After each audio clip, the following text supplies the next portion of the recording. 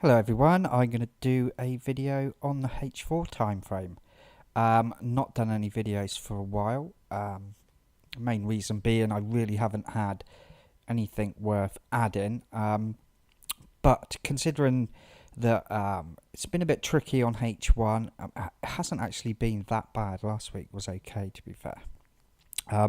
But it is tricky, and the pips aren't coming easy, and so people have been looking for ways to deal with this. I mean, there's obvious fundamental reasons why the pound dollar's difficult to trade at the moment.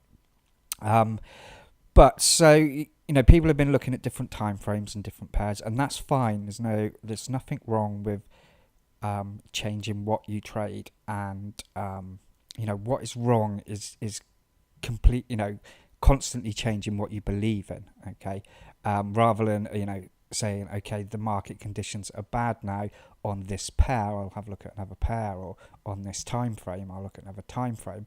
I totally agree with that. Or even changing how you're managing positions.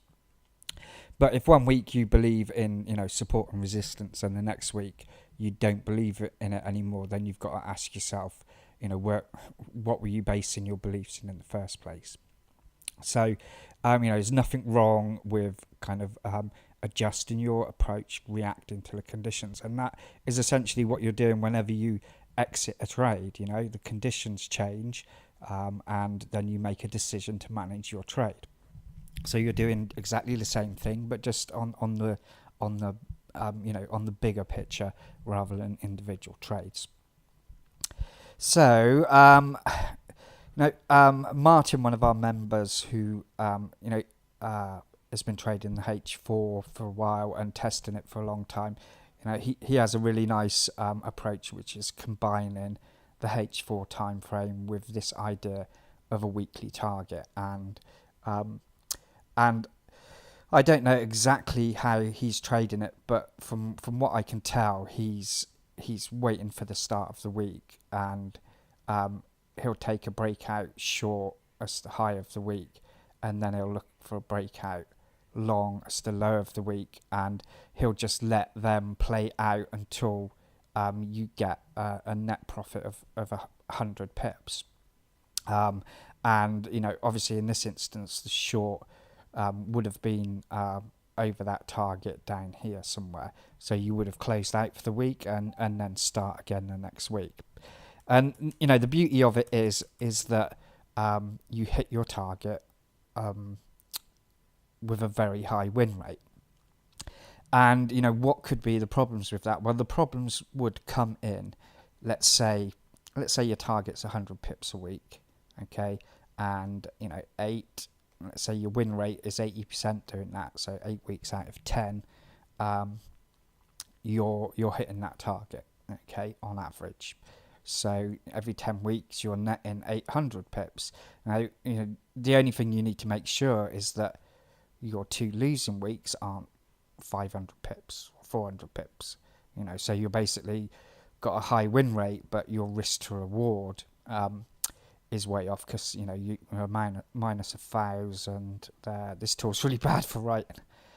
So you're net to minus 200. So you obviously have to look at that when you're testing it and deciding where to set your profit.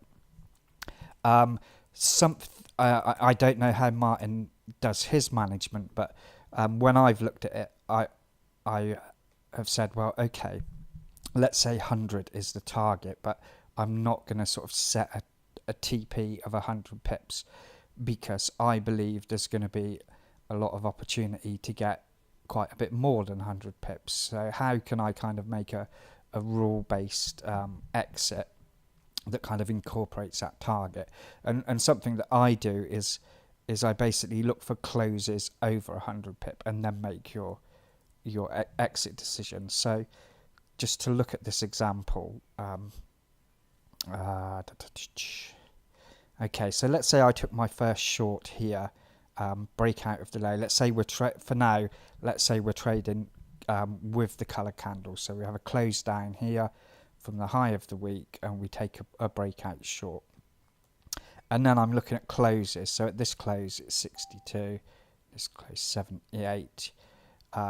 This first bar in the box is the bar where you're sleeping, so I never trade this first bar, okay? Only the second bar, unless you want to stay up all night, of course. But it's quite nice leaving this bar because that is the Asian session, and you know it's often an inside bar. You can see there. So here you can see the close is over 100, so you can exit now, okay? Or you know you could move your stop up. And here the close is 124. So these are your exit points rather than you know, you don't get an idea of the advantage of that there, but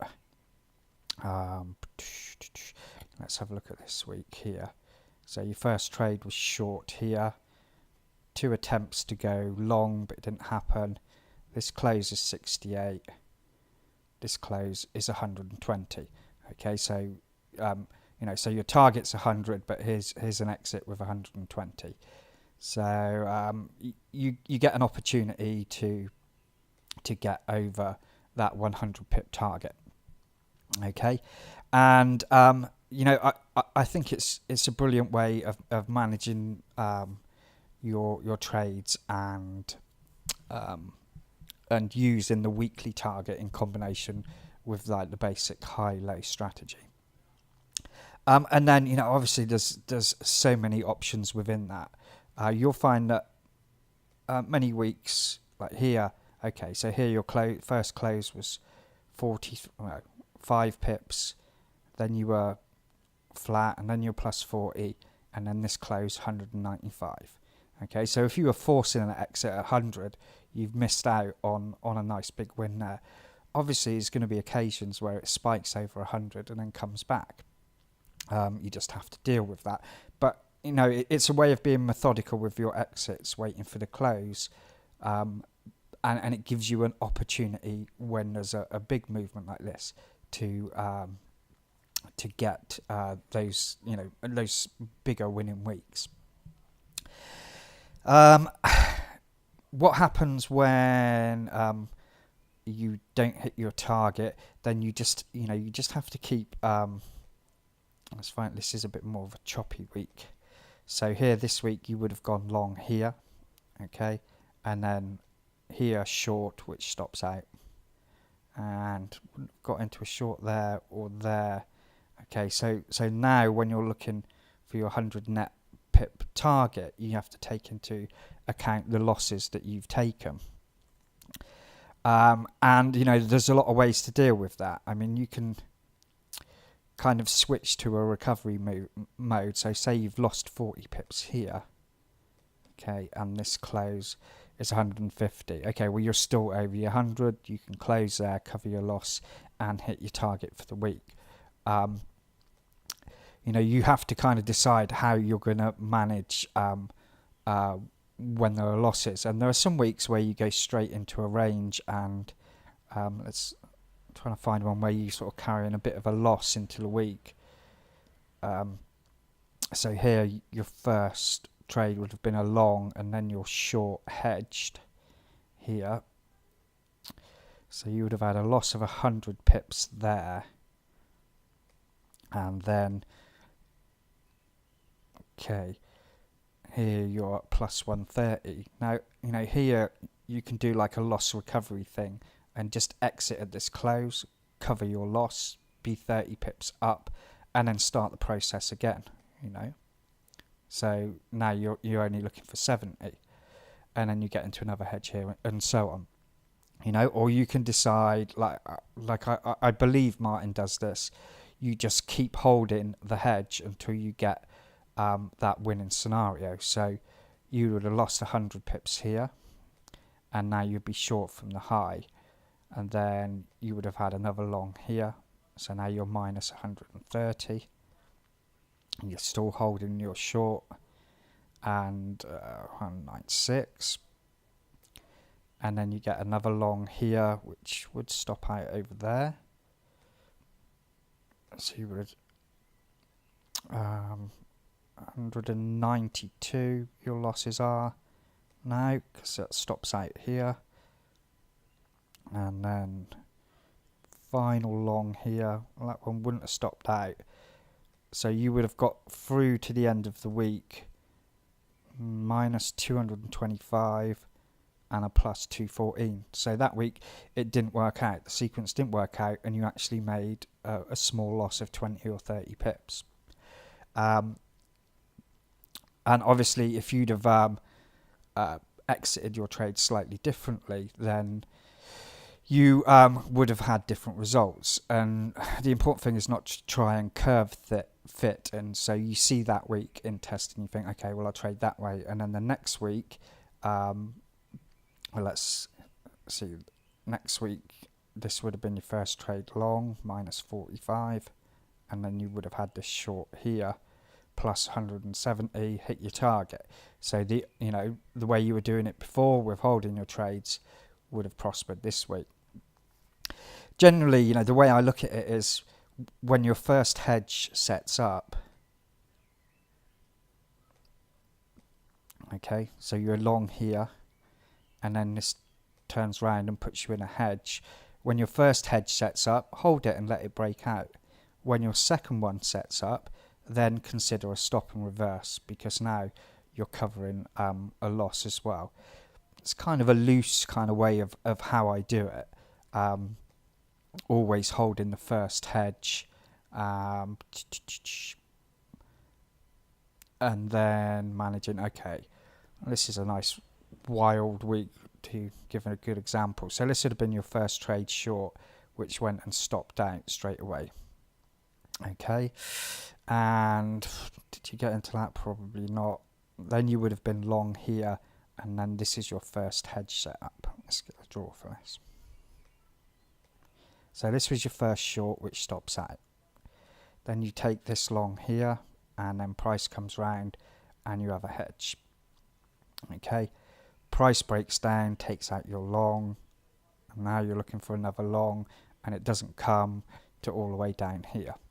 Okay, so hold your first hedge, and then let's say a long did trigger here, then I'd be much more likely now to do a stop and reverse. So take profit on the short and just go long. But you have to kind of use you have to use a bit of discretion and try and make the right decision at each of these points. And it's not difficult. You've only got three choices, really. You've got three choices. When you're long here and this short, and this bar closed down here, so there's a possibility of a short here. You've got three choices. Just close out the long and set a pending short. Okay, that's choice one. Hold the long and set a pending short for a hedge. That's choice two. Okay, or the third choice is to move your stop loss up to take profit only if the short triggers. And that's your three options, really. And you have to kind of look how you're doing for your profit for the week, how close you are to your target, what losses you've taken. Look at those, sum it up, and then make your best. You're making your best guess, basically. There's no right answer. Whether to hedge or take profit, you just have to kind of make. You're kind of making a risk assessment, basically, at each time that happens. And that is part of trading. Is making those decisions right. The final thing I will say is, there's no reason you have to just do high lows. So here we went short, stop over the high, price reversed, we're in a hedge, the short stops out. Okay, you're looking for shorts, here's your short, you're back into a hedge. Okay, and then you hold that and you hold that, and eventually it breaks out there, and you probably had a break-even week.